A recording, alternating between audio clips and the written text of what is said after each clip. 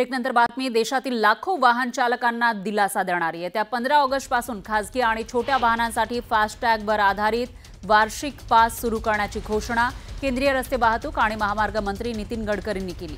तर नवीन टोल धोरणानुसार वाहन चालकांना 3000 रुपयांचा वार्षिक पास मिळणार आहे।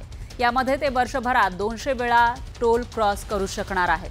कार, जीप, व्हॅन अशा वाहनांसाठी ही सुविधा असेल, तर 60 किलोमीटरच्या परिघात हा पास वापरता येणार आहे। एकदा टोल नाका ओलांडला की एक ट्रिप धरली जाईल आणि ऑफिस किंवा व्यवसायासाठी दररोज प्रवास करणाऱ्यांना हा पास कसा फायदेशीर ठरेल हेही आपण बघणार आहोत। जे दररोज किंवा वारंवार महामार्गावर प्रवास करतात त्यांच्यासाठी 200 फेऱ्या म्हणजे 200 वेळा टोल क्रॉसिंग। जर एका टोलचं सरासरी शुल्क 50 रुपये असेल तर 200 टोलचा खर्च सरासरी 10,000 रुपये होतो आणि या पासमुळे केवळ 3000 रुपयांमध्ये हा प्रवास करता येणार आहे। तर 7000 रुपयांची बचत होईल। वर्ष पूर्ण व्हायच्या आत 200 फेऱ्या पूर्ण झाल्या तर पुन्हा हा पास काढता येणार आहे। जे फास्टॅग वापरत आहेत त्यांना नवीन खरेदी करावी लागणार नाहीये पासची, तर पास फक्त त्या टॅगवर सक्रिय होईल।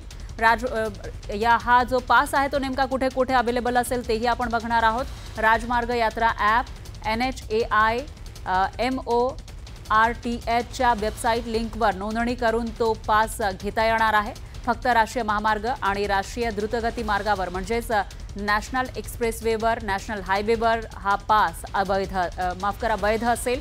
तर सरकारची ही योजना केवळ पैसेच वाचवणार नाही तर वेळ आणि इंधन सुद्धा वाचवेल। तसंच टोल नाक्यावर होणारे वाद, चुकीची कपात किंवा रिफंड यासारख्या समस्या बऱ्याच प्रमाणामध्ये कमी होतील। जो सिस्टम हम लोग ला रहे हैं उसके बाद टोल नाके पे जैसे रुकना पड़ता था, रुकने की भी ज़रूरत नहीं पड़ेगी और निश्चित रूप से ये जनता को ये स्कीम से राहत मिलेगी। ये स्कीम केवल नेशनल हाईवे के लिए है क्योंकि वही हमारा अधिकार है। बाकी रोड जो स्टेट के होते हैं उसके ऊपर ये लागू होने का प्रश्न ही नहीं होता।